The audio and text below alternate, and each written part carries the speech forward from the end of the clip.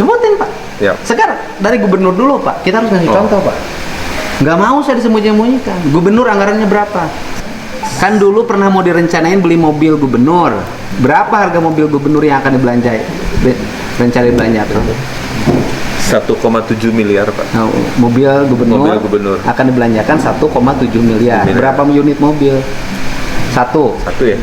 Dengan Pak Wagub. Coret. Coret Pak ya? Ya sudah coret. Gaya saya begitu dulu Pak. Sehingga Silva itu saya 0 Pak.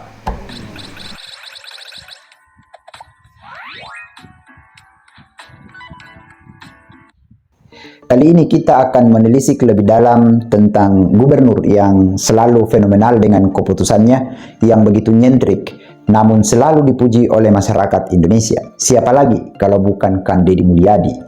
Kang Deddy Mulyadi rapat bersama pemerintah daerah kabupaten ataupun provinsi di Jawa Barat. Namun secara mengejutkan ketika anggaran untuk mobil dinas Kang Deddy Mulyadi yang dibacakan dengan lugas dan jelas bahwa anggaran mobil dinas untuk Kang Deddy Mulyadi itu senilai 1,7 miliar rupiah.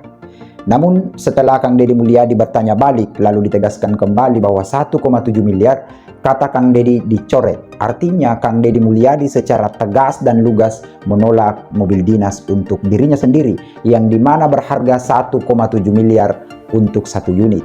Kalau kita berpikir untuk satu unit mobil dengan harga 1,7 miliar itu kan sudah sangat mewah. Namun kemewahan ini ditolak mentah-mentah oleh Kang Deddy Mulyadi dengan alasan bahwa anggaran 1,7 M itu kita bisa pergunakan untuk masyarakat Jawa Barat yang lebih membutuhkan. Ya, saya yakin dan percaya ketika semua stakeholder dan pemerintah daerah dan provinsi hingga kepada kepala desa seperti ini caranya, maka akan sulit terjadi yang namanya korupsi. Kita tahu, sahabat INN Indonesia, bahwa salah satu korupsi terbesar itu juga ada di bidang pendidikan. Sudah terbukti beberapa kepala sekolah juga yang tersangka korupsi dana BOS dan lain-lain sebagainya sudah dijerat hukuman. Oleh karena itu, pengawasan pemerintah daerahnya mungkin tidak sedetail dengan Kang Deddy Mulyadi. Sebelum saya tampilkan video Kang Deddy Mulyadi yang begitu detail mempertanyakan dana anggaran pendidikan yang ada di Jawa Barat ini, saya meng-highlight bahwa memang video ini berjudul tentang mobil dinas yang ditolak oleh Kang Deddy Mulyadi. Namun saya tidak akan berbicara lebih banyak daripada mobil dinas itu yang ditolak. Di sini saya akan berbicara dan menelisik lebih dalam tentang anggaran pendidikan Jawa Barat yang banyak direvisi ataupun diberikan masukan oleh Kang Deddy Mulyadi. Juga salah satu alasan saya sangat tertarik untuk membahas ini karena baru-baru ini kita dihebohkan oleh sebuah SD yang ada di Kabupaten Nias, di mana anak SD ini memviralkan SD-nya sendiri, gurunya sendiri, yang ia mengaku bahwa sudah 1 bulan tidak ada pembelajaran. Dan juga ketika gurunya datang, lonceng dibunyikan, tetapi gurunya tidak masuk mengajar. Padahal diakui oleh kepala sekolahnya sendiri bahwa di SD itu sudah memiliki guru 5 yang tetap. Yang tetap ini adalah ASN dan P3K. Kalau kita membaca dan merunutkan dari jumlah siswanya, sebenarnya 5 orang itu sudah bisa menghandle. Tetapi setelah saya meriset dan membaca beberapa berita, memang jalan menuju sekolah ini juga sangat menantang karena kita harus menyeberangi sungai sebanyak 13 kali. Namun yang jadi pertanyaan, selama 1 bulan yang diakui anak muridnya tadi itu tidak masuk mengajar, yang jadi pertanyaan adalah apakah gajinya juga tertunda selama 1 bulan itu. Ketika gajinya juga tetap masuk dan tidak masuk mengajar, ini kan menjadi pertanyaan besar. Padahal setahu saya bahwa guru itu digugu dan ditiru. Jadi guru itu merupakan singkatan dari digugu dan ditiru. Lalu ketika terjadi seperti ini, kira-kira siapa yang bertanggung jawab? Nah, patutlah kita mengambil contoh dari Kang Deddy Mulyadi. Ya, kalaupun kita tahu bahwa Jawa Barat itu ya daerahnya memang sudah sangat maju dibanding Nias. Tetapi yang saya maksud adalah cara kepemimpinan Kang Deddy Mulyadi ini untuk mendetailkan sesuatu anggaran tepat guna, maka ini menjadi sebuah yang spesial dari Kang Deddy Mulyadi untuk bagaimana anggaran itu tertata, sehingga semua anggaran itu tidak ada yang sia-sia dan tepat guna. Saya tanpa menskreditkan pemerintah daerah yang ada di Kabupaten Nias, tetapi faktanya apa yang terjadi di SD Nias ini itu mengindikasikan bahwa pengawasan-pengawasan di sekolahnya itu mungkin belum tepat. Sebelum saya kembali ke Kang Deddy Mulyadi, saya ingin menyampaikan bahwa setelah video anak SD di Nias ini viral, bahkan pihak istana pun bergerak cepat, yaitu Seskap Mayor Teddy telah mengirim dan menginstruksikan beberapa anggota TNI menuju ke SD ini. Lalu para TNI di sana membuat penyeberangan-penyeberangan yang ada di sungai dan sudah diperintahkan sementara waktu untuk 4 orang mengajar di SD ini. Jadi para TNI ini ada 4 orang dikirim untuk tinggal mengajar sementara di SD Nias yang viral ini. Untuk itu saya ingin mengajak para sahabat INN Indonesia menyaksikan bagaimana Kang Deddy Mulyadi mengoreksi anggaran-anggaran pendidikan yang ada di Provinsi Jawa Barat dengan tujuan tepat sasaran dan tepat guna. Mari kita saksikan bersama. Oh, jadi untuk teknologi informasi komunikasi berapa? Itu totalnya Pak 320. Bayar. Iya. Di mana ruang kelas baru Han 60 untuk SMA, hari bantuan teknologi informasi untuk SD dan SMP se-Jawa Barat 700 berapa? 725 miliar. Liar nyusun anggaran.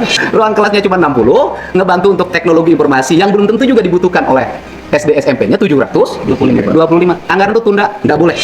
Ya, nanti kan kalau publik bisa mengakses seluruh belanja ini, nanti tinggal diakses aja. Publik bisa melihat belanja dinas pendidikan jadi siapa saja. Untuk apa tinggal dilihat aja, kan sudah bisa boleh diakses publik. Boleh Pak, pada saat sudah jadi perda. Nah, nanti jadi perda tinggal dilihat. Publik tinggal akses, nggak boleh lagi dikunci, buka aja silakan. Kita jangan sampai silpa 1 triliun, Pak. Bang Jabar enak, Pak. Enak ya Pak? Ya enak, ada duit 1 triliun terus muter lagi. Iya kan Pak? Kan Bang Jabar muter lagi, duitnya 1 triliun. Diinjem ke pegawai, taruh macet. Diinjem ke anggota dewan tidak pernah macet, Pak. Aman. Diinjem ke pensiunan tidak pernah macet. Macet ketika siapa? Dipinjemin keluar, Pak. Macet. Ke Jawa Tengah, minjemin satu perusahaan macet. Anggaran yang dialokasikan total anggarannya adalah sebesar 909 miliar. 900, hampir 1 triliun. Hampir 1 triliun. Terdiri dari Nah, uraiannya ada tadi belanja barang jasa, ada untuk makan minum, ada untuk perjalanan dinas, ada untuk pemeliharaan gedung, ATK dan sebagainya, Pak. ya, saya nanti mau ngajak ngomong sekda, Ya. ya kan? Untuk dari 909 ini berapa yang bisa dipangkas? Dari 900. Harus ngasih contoh, Pak. Siap. Dari gubernurnya dulu dong. Nggak bisa saya enak-enakan dinas yang ngasih contoh. Berapa yang bisa dipangkas? Gubernur, sekda, berapa yang bisa dipangkas? Bisa nggak dari 900 misalnya jadi 450? Misalnya. Bapak kan akan berani koreksi. Oh, ada pas saya. Ya kan nanti kan saya item isi-isinya kan pengen saya lihat. Detail ada, Pak. Nah, detail. Video, Pak. Nanti yang berikutnya kita bahas untuk detail. Siap. Kan gitu loh. Bisa nggak? 500 suri. Harusnya ngasih contoh dong. Enggak, Pak. Biasanya anggaran pendidikan harus memenuhi asas berapa persen? 20%. 20% dari 31. Ya, 31 triliun. 20% dari 31 triliun itu adalah 6,2. Saat ini posisinya 11,3 Ya, triliun. berarti sudah lebih dari 20%. Kita memahami 20% nggak ada problem. Ini sudah lebih dari 20%. Pertanyaannya adalah, ini sudah 40%. Hampir 40%, Pak. 38,47 Ya, hampir 40, Pak. Ya, kan? Ini hampir 40%. Isinya apa? Gitu loh, Pak. Ya. Wah, Pemda Jawa Barat berpihak pada kepentingan pendidikan. Anggarannya 37%, hebat. IPPDB ribut wae. Belanja beasiswa buat siapa 15 miliar? Untuk di open kan dibuka umum ya. Beasiswanya siapa? Umum Pak, dia maksudnya Umum itu siapa? Masyarakat masyarakat Jawa Barat. Dalam bentuk Bantuan untuk sekolah S1, S2. S2. Artinya itu belanja untuk beasiswa S1 dan S2. Perguruan tinggi. Ya, perguruan tinggi. Untuk guru. Siswa SMA, Pak. Lulusan Ya, SMA. SMA yang masuk perguruan tinggi. Betul. Itu spesifikasi jurusan apa? Belum ya. Belum. Nah, nanti belanja seperti itu nanti kita lihat. Saya setuju tentang itu. Ya. Tetapi dispesifikasikan sesuai dengan apa yang menjadi kebutuhan Jawa Barat ke depan. Jawa Barat ke depan mau bangun kawasan industri urbana, kawasan industri ini. Maka kita mendorong sarjana-sarjana yang dibutuhkan di kawasan industri itu yang mendapat beasiswa agar dia menjadi penggerak ekonomi. Dan kita nanti bisa lihat output sarjana yang dari provinsi ini siapa saja, produktivitasnya apa, ukurannya ada tiap tahun, gitu loh. Dan ini yang difokuskan ya, jadi itu tandain, harus diarahkan. Jadi bukan bagi-bagi, gitu loh. Kedokteran spesialis, dokter spesialis. Kan yang dibutuhkan aja, tenaga yang di Jawa Barat ini kurang. Kan di Jawa Barat itu paling utama adalah pertumbuhan industri tidak diimbangi oleh jumlah engineer. ITB, hitung berapa orang Jawa Barat yang kuliah di ITB.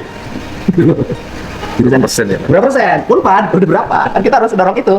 Nah, saya baca kan, jumlah sarjana suku yang jadi sarjana. Nah, Sunda itu 7%, di bawah Minang, di bawah Makassar, di bawah Batak. Oke, terus nanti tinggal spesifikasi rincian dari 16% itu saya minta. Yang mau dapat beasiswa siapa saja, jurusannya apa. Saya khawatir ada orang, paham lah. Ya, so. Terus, tagihan air berarti air PDAM.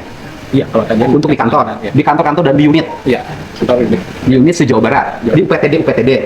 per tahun menghabiskan air 6,3. 6,3 miliar. Berarti per bulan rata-rata menghabiskan airnya kisaran 400 juta. Kira-kira mandi makin naon biar 400 juta sebulan. Ya kita rasional aja, Bu. Iya, sekolah. Bukan sekolah, Pak, airnya. Kantor, Pak. Cabang aja, cabang Ya kan, kantor itu dinas pendidikan, provinsi, dan unit-unit kerjanya UPTD kan. UPTD, Pak. Berarti dinas pendidikan dan UPTD itu dalam setiap bulan belanja airnya 400 juta rata-rata. Nah kira-kira 400 juta beli cai naon. buat tadi. Gitu loh. Mandina pakai mandi naon gitu loh. Ya kan kita harus rasional. Ini kan bukan belanja air untuk sekolah kan? Bukan, Pak. Sekolah mah kan sudah menyelenggarakan sendiri. Ya, ada dari bos. Ada dari bos kan, komponennya tidak dari sini. Tapi komponen itu nanti kita hitung dirasionalisasikan, sisa rasionalisasinya mana yang penting, mana yang tidak penting dipisah untuk kepentingannya dikembalikan lagi ke pendapatan infrastruktur. Infrastruktur ada infrastruktur jalan, ada infrastruktur bangunan sekolah. Gitu. Dan pemerintah tidak boleh SD, SMP, SMA dalam satu lingkungan pendidikan. Swasta dari TK sampai perguruan tinggi dalam satu lingkungan pendidikan. Masa pemerintah yang mengatur melarang bagi dirinya sendiri tapi membolehkan swasta? Bener nggak, Pak? TK kan yayasannya dari mulai TK sampai perguruan tinggi. Bahkan swasta-swastanya banyak dibantu oleh provinsi. Bahkan ada yang mendapat 50 miliar. Tahu saya, Pak.